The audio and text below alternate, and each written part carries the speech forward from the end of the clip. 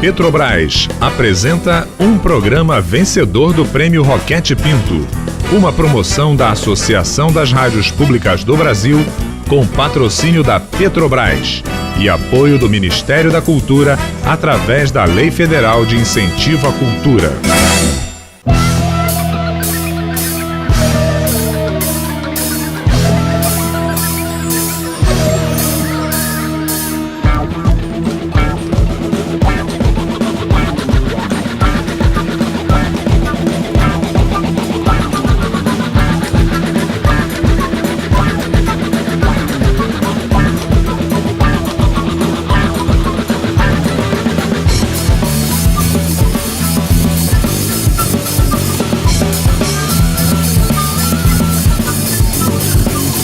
Dos avós, a voz dos desmedidos, os ditos e os ritos, os gritos e os mitos, do Piniquim Machacali, Pataxó do Pinambá, Jejinagô, Bando Hausa.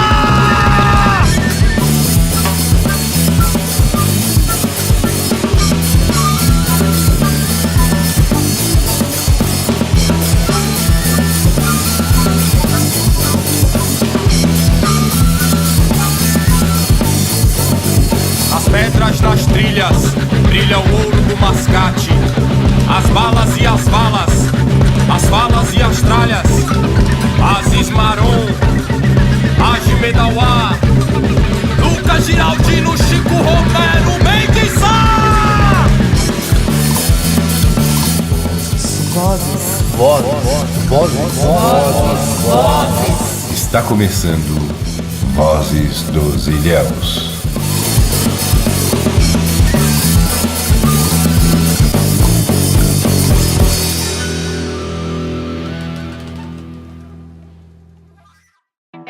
Está começando mais um episódio do programa Vozes dos Ilhéus. Já falamos em urbanização e a formação das primeiras cidades. Não poderíamos deixar de falar dos imigrantes, peças fundamentais nessa nova estruturação social. Nesse episódio, vamos falar da importância dos sírio-libaneses para a região sul da Bahia. Além disso, falaremos também da vinda dos sergipanos e suas contribuições. Olha, a gente vê a participação dos sergipanos e dos sírio-libaneses em especial, principalmente na grande época de expansão, ou seja, no finalzinho do século XIX e começo do século XX. Porque antes, né, como eu disse, a população que se dedicou ao cacau foi uma população já existente, já pré-existente na capitania de São Jorge de Ilhéus, em Ilhéus especificadamente. Então, o papel dos sergipanos e dos sírio-libaneses foram eles que participaram dessa epopeia de expansão do cacau. Se verificou que o porto de Ilhéus era o melhor porto, depois de Salvador, para embarcação de navios maiores. Aqui também, Canavieiras, entravam navios. Mas era um problema muito sério para entrar navio aqui. Não podia botar 3, 4 navios no porto. Tinha como, não cabia. Então, Canavieiras ficou tendo o seu porto, mas como porto secundário, terciário, coisa assim, né? Quando a navegação de cabotagem começou em 1850 e qualquer coisa. Mas Ilhéus não. Ilhéus, com toda aquela abertura, ali favorecia a entrada de navios, porque os navios que não ancorassem juntos ficavam mais afastados, mas tinha lugar para esses navios ficarem. Isso atraiu muito imigrante. Não só imigrantes europeus, mas sobretudo imigrantes do norte, principalmente sergipanos, que vinham para cá. Então, tanto os sergipanos, por causa das condições de vida da capitania de Sergipe, da província de Sergipe, a procura de melhores condições de vida, né, principalmente recursos econômicos, eles vão sendo atraídos pela propaganda de que esse produto era um produto fácil de cultivar, né, a princípio desafiador, mas após estabelecer a plantação, de certa forma, existia uma possibilidade mais leve, né? Os riscos eram menores, né? E isso facilitava a propaganda. E a propaganda se deu principalmente pelos entrevistados que nós tivemos feito ao longo do tempo, que a propaganda se dava principalmente de boca a boca, ou seja, entre um parente. Vinha um se dava relativamente bem, era desafiador, ia buscar o restante da família, o tio, o primo, etc. e tal. Isso, até pessoalmente, para os sergipanos, como a gente pode ter como paradigma o caso de Félix Severino do Amor Divino, né, de Oliveira, que é considerado um dos desbravadores das terras de Itabuna. Ele volta para buscar todos os seus familiares. Né, uma quantidade, volta praticamente com 30 pessoas, né, que vai realmente dar um incremento na ocupação dali das terras de Itabuna. E outro exemplo que a gente pode assinalar é dos sírios libaneses, que as comunicações eram via cartas. Né? As cartas iam e vinham mostrando relatório e falando desses frutos, né, que fazia analogia por ser amarelo e estar com bons preços, passou a ser chamado fruto de ouros. Né?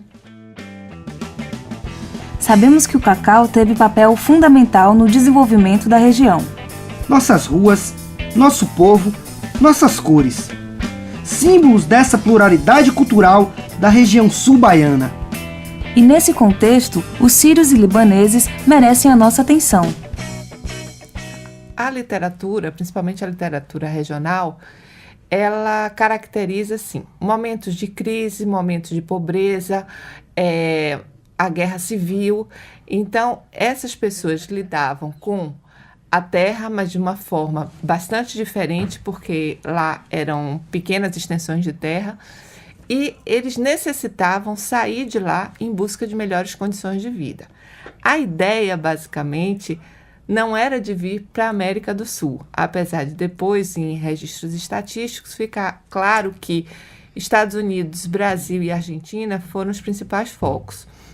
Mas, a priori, a ideia era de ir para a América do Norte. Né?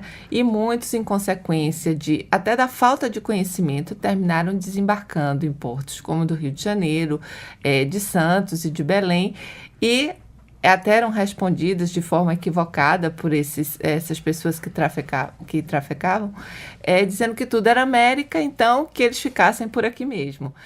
E havia, assim, uma surpresa, porque eles estavam esperando chegar na América do Norte e, quando tinham conhecimento, eles tinham ficado na América do Sul, ou no Brasil, ou na Argentina. Não houve, assim, nenhum programa de governo, certo? Para trazer migrantes sírio-libaneses. A princípio, houve até, no início vamos dizer, Dom Pedro II teve alguns projetos, né, quando teve a proclamação da República, ele tinha como projeto o embranquecimento do país, né? Então, ele teve uma política facilitadora para a chegada de imigrantes estrangeiros, e alguns grupos se estabeleceram aqui, alemães, etc. e tal. Mas, no auge do cacau, eu pelo menos não tenho conhecimento, né, de uma política pública estabelecida para trazer de forma organizada, subsidiada, estrangeiros, principalmente sírio-libaneses, foi a maior leva que chegou aqui, para a região. Em relação aos sergipanos, em algumas falas de depoentes, eles falam que receberam algum subsídio para a viagem, mas não está ainda claro se era do governo baiano ou se do governo sergipano, ou seja, tá certo?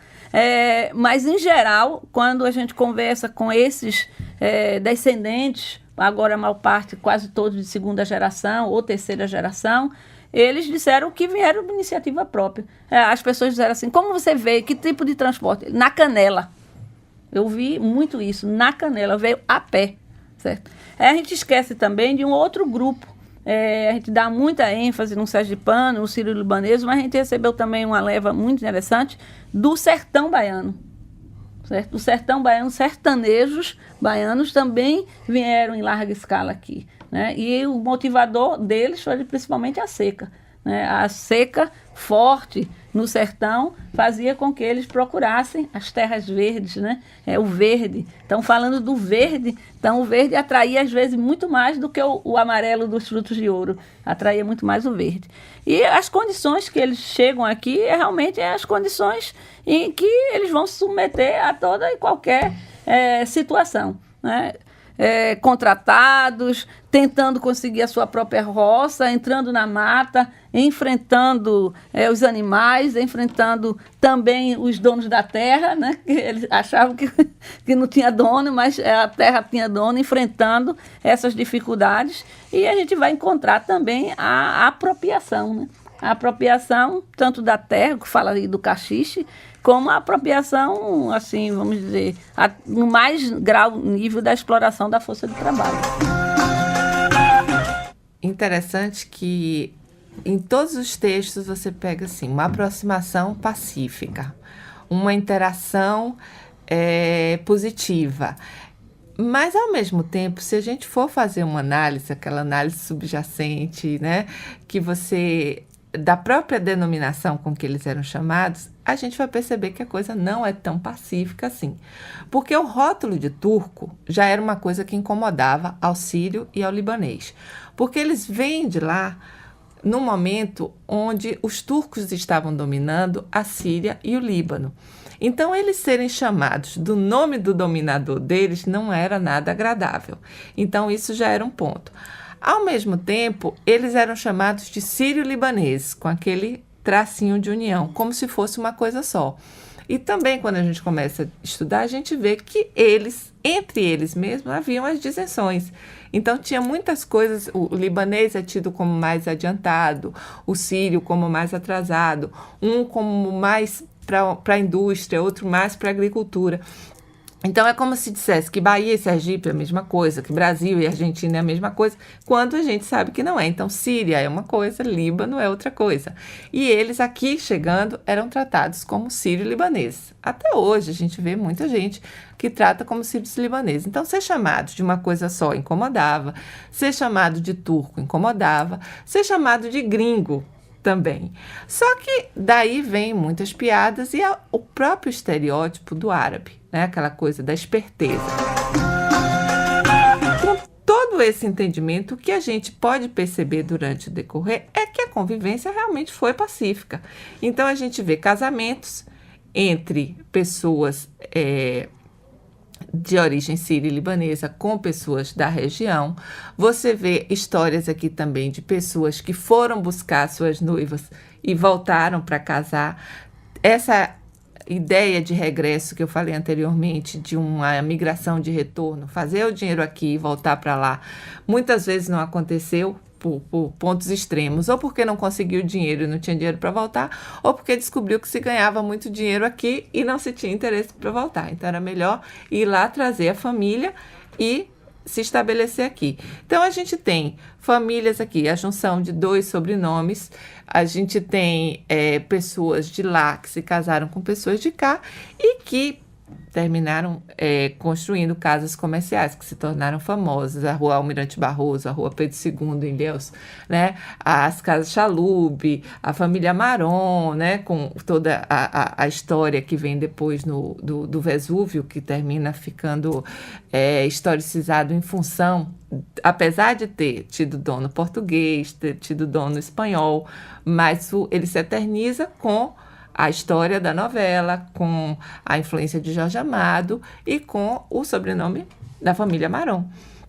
Então, assim, os relatos, as pessoas que frequentavam esses lugares, as pessoas que tomaram caminhos de um status mais elevado dentro da sociedade, que partiram para a área da política, que partiram para a área da medicina, tem muitas pessoas que têm o sobrenome e ascendência tanto do sírio como do libanês.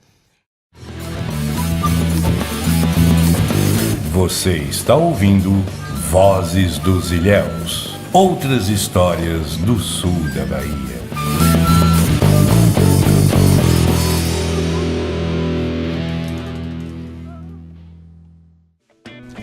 Vindos de longe com a promessa de prosperidade, os imigrantes sírios e libaneses tiveram de trabalhar arduamente na região sul da Bahia para conseguirem algum sucesso. Se a agricultura foi o principal atrativo para os imigrantes, o comércio se mostrou como a principal atividade destes homens. Tem aqueles que chegaram para o Rio de Janeiro, pelo Rio de Janeiro, e aí pararam, ou ficavam no Rio ou iam para o Espírito Santo ou para Minas. Tem aqueles que aportaram no Porto de Santos e aí ficaram em São Paulo, ou Paraná e outras regiões. Tem aqueles também que se dedicaram, que pararam no Porto de Belém e aí foram se dedicar ao ciclo da borracha. E aí o que acontece? A literatura descreve como que a agricultura, no caso de Minas, o minério, tenham sido fonte de atrativo. Quando você pega e estuda essa imigração síria e libanesa, você vai ver que há uma característica, uma predominância de homens em torno de 20 a 30 anos, solteiros. Então, a característica básica era de que era uma imigração de retorno. Ou seja, a ideia era vir, construir um capital, fazer dinheiro e voltar para o seu território. Acontece que a história nem sempre se deu dessa forma. E através dessa entrada para o Rio de Janeiro, nesse momento, final do século XIX, início do século XX, também é um momento de apogeu do fruto de ouro, né? No caso do cacau. Então, o cacau, ele é fator de atração para os imigrantes sírios e libaneses, como de outros segmentos. Só que, inversamente, o que a história vem nos contar é que, ao invés de ser diretamente para as roças de cacau, eles vêm para o comércio, né? Então, assim, como eles descobrem aqui que a agricultura era completamente diferente, e eles não tinham essa aptidão para cair nessa agricultura de larga escala, de terras com uma extensão infinitamente maior, eles vão para o comércio através da atividade da mascatagem. Então, eles chegam às roças de cacau através do seu comércio, através do comércio de armarinhos, de fitas, de presilhas, de utensílios, de pentes, de espelhos. Então, tem toda aquela história de que eles iam com aquela, chamavam de mascates ou alaucaixa, com aquelas caixas imensas, com esses artigos, e tem alguns autores também que, ironicamente, dizem que isso também foi um fator de comunicação, porque eles traziam informações de uma fazenda para outra, de um município para outro, eles terminavam veiculando, como se fosse mesmo que um jornal oral, as novidades dentro dos municípios da fazenda. E fazia com que o pequeno agricultor, o trabalhador rural, se desvencilhasse um pouco do famoso armazém das roças de cacau, onde eles ficavam presos através daquele talonáriozinho ali, que muitas vezes eles nem percebiam seu salário no fim do mês, porque já estavam devendo ao armazém. Então, com a figura do mascate, ele tem a oportunidade de ampliar o seu poder de compra, né? E sair um pouco das mãos do grande fazendeiro. E aí, o que acontece? Tem depoimentos que a gente colheu durante o momento da pesquisa, que a gente vê que essas pessoas, os seus ascendentes, no caso, entram na região em função do atrativo do cacau, mas ao invés de ir para o cacau, até porque eles não tinham condição financeira, a princípio, de ir para o cacau, então eles começam na mascatagem, depois viram comerciantes e só daí é que eles têm condição de comprar uma roça de cacau. Então é um caminho meio que inverso, mas que faz parte da construção, né, histórica dessa região. Anteriormente, primeiro vem através da mascatagem, né, esses artigos de armarinho. Tem uns depoimentos também no texto que a gente fala daquele instrumento que eles usavam, é tipo a matraca, né? Então, quando as pessoas que moravam em determinado espaço ouviam, né, aquele som, já sabiam que o turco, né, estava passando e estava vendendo tecido, estava vendendo esses objetos de armarinho. Então, começa com esse viés também na entrada nas fazendas e nas cidades.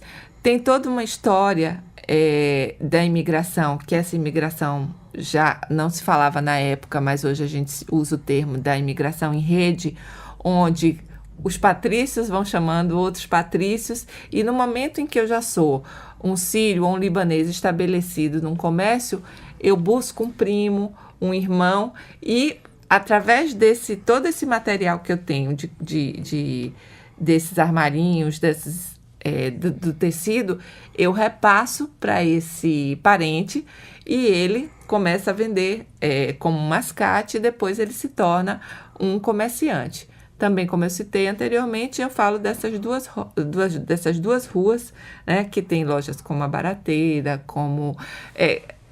São várias lojas na Almirante Barroso. As lojas A Brasileira, de Salib Chara, a Loja Celeste, de Lutfal, de Hebe, a Carioca, de Esté Salume, a Linda, de Antônio Chalub, a Rainha, de Emílio Chauí, na Rua Pedro II, a Casa Paulista, de Rabá, a Gaúcha, de Zaquioque, Dois Irmãos, de Abud e Elias, o Grande Bazar Barateiro, de Rufan Chalub, a Loja Elias, de Elias Medauá, a Casa Oriental, de Nassau, a Barateira, de José Chame, a Casa das Miudezas, de Tufik Bolos. Então, você vê que é um número significativo dentro de um comércio relativamente pequeno. Se hoje é pequeno, era menor ainda nessa época, e lojas, né, de pessoas de ascendência ou de nacionalidade síria ou libanesa. E a culinária é um exemplo, assim, cabal disso que a gente está falando, porque a gente vê como a gente internalizou e como a gente se apropriou da comida síria e da comida libanesa. Então, assim, a gente não é que a gente faça num dia de festa. A gente come cotidianamente o quibe. O quibe você encontra na barraca de praia, você encontra na festa de aniversário, você encontra no botecozinho da esquina. Então, é uma coisa que a gente se apropriou. O charotinho de repolho, o arroz com lentilha, você encontra nas lojas do shopping, você encontra... Então, aqui no sul da Bahia, é muito característico. Por isso, a coisa do livro ser chamado, né, O Quibe no Tabuleiro da Baiana, uma alusão dessa aproximação do quibe com o acarajé, que é tão característico, mas até, assim, mais característico da região de Salvador, na Bahia, e o quibe aqui, uma presença muito forte.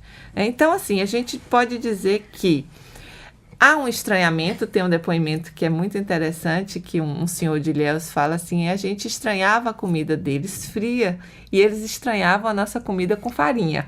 Mas termina que hoje a gente come do jeito que eles comem a comida árabe fria e eles comem também a nossa comida com a farinha.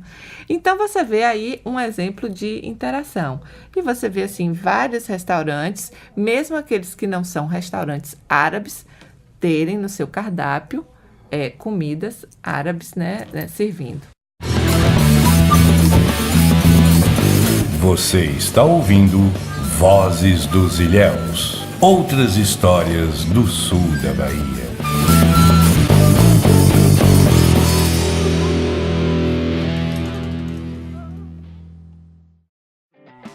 Sírios, libaneses, sergipanos, índios, portugueses, negros, enfim. Esse caldo cultural forma o modo de viver no sul da Bahia. Bem, quando a gente encontra vários grupos sociais se reúnem, né, dentro de um novo espaço, de certa forma ele cria uma nova territorialidade, uma nova teia, né, de significados. Já não é a minha cultura, já não é a sua cultura, não é a cultura do outro. Ela vai ser, o que novamente se forma a partir dessas relações é algo novo. Então, cada um desses grupos realmente deram contribuições significativas que a gente hoje pode assinalar, né, essas contribuições. A tal ponto elas se hibridizaram, se misturaram, que fica até difícil. Isso aqui é contribuição dos sergipanos, isso é contribuição dos sírio-libaneses, né? Então, isso é difícil, mas que realmente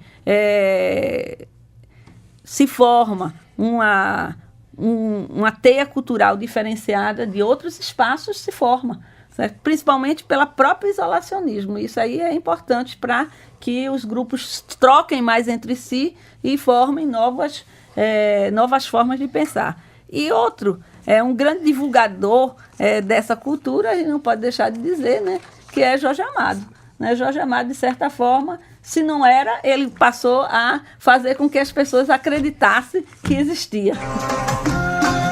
eu não falo assim nem basicamente do sírio-libanês, eu falo do migrante propriamente dito, né? Eu estou pesquisando isso já há alguns anos, essa força, né, da imigração, e eu acho que é muito rico a gente falar de uma sociedade que ela é construída com a influência de povos tão diferentes. Então, se você pega, e na formação da região cacaueira, o sergipano e o sírio-libanês são povos com culturas extremamente diferenciadas. E como fica rico esse espaço na hora que a gente tem essa interferência e essa interação, em termos de culinária, em termos de hábitos, em termos de vestimenta, em termos de música. Então, assim, é uma coisa que enriquece essa transferência de culturas, essa junção de culturas num determinado espaço, ela termina sendo algo enriquecedor. Ilhéus é realmente, nesse momento, e assim como todas essas outras cidades que surgem, né, novos municípios, vai se tornando uma não só das regiões mais ricas da Bahia e do Brasil, mas também onde culturalmente você tem uma transformação, assim, no sentido de que aquelas bases tradicionais coloniais de clara influência portuguesa branca, né, vai sendo, evidentemente que você tem, lógico, influências indígenas e negras nos costumes, na população, etc e tal, mas aquele padrão, essencialmente, de controle, de visão de mundo, tipicamente português, vai sendo quebrado, porque você vê as influências francesas, as influências de outras áreas, as influências do mundo árabe, né? Você vai abrindo a influência para várias partes do que a gente chama hoje de Nordeste, com esse fluxo migratório, né? Aí você muda a culinária, você muda comportamento, você muda hábitos, você muda, sabe, visão de mundo, você amplia, essa nova estrutura que vem, né? O porto, a ferrovia, tudo isso abre uma nova perspectiva, uma nova dinâmica sociocultural econômica, diferenciada, por exemplo, do século XVIII e do início ali do século XIX. Aquela coisa assim, fechada do nacionalismo, não que a gente não deva ser patriota, não é nada disso, mas a gente começa a falar, quebra essa coisa também de raça, de uma raça diferenciada, de uma raça que tem um conhecimento superior sobre a outra, e a gente fala de um grupamento étnico formado de interações de povos extremamente diferentes. E o Brasil, ele é rico nisso, e a nossa região termina ficando rica também nisso, porque a gente pega assim, pessoas diferentes que trazem contribuições culturais diferentes e se tornam assim o mesmo grupamento. Eu acho enriquecedor, e estudar isso e vislumbrar isso na população do sul da Bahia, eu acho um elemento também bastante enriquecedor. Finalizando mais um episódio dessa história rica e fascinante. Vale lembrar que o programa Vozes dos Ilhéus é uma iniciativa da Associação das Rádios Públicas do Brasil, ARPUB, e conta com o apoio da Petrobras e o Ministério da Cultura.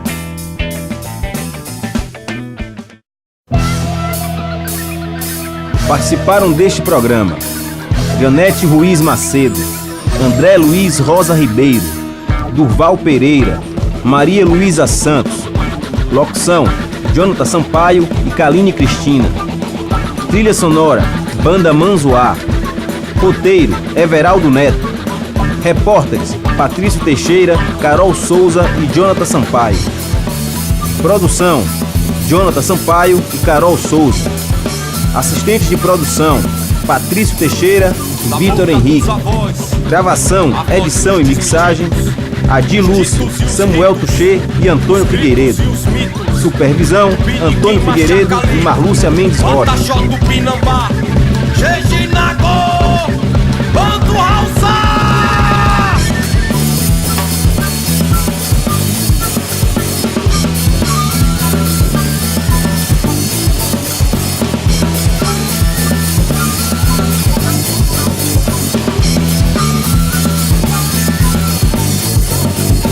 Pedras das trilhas, brilha o ouro do mascate. As balas e as falas e as tralhas. Aziz Maron, Agi Medauá, Lucas Giraldino, Chico Romero, Mendes Sá. Este programa foi um dos vencedores do Prêmio Roquete Pinto, uma promoção da Associação das Rádios Públicas do Brasil, com patrocínio da Petrobras, com apoio do Ministério da Cultura, através da Lei Federal de Incentivo à Cultura.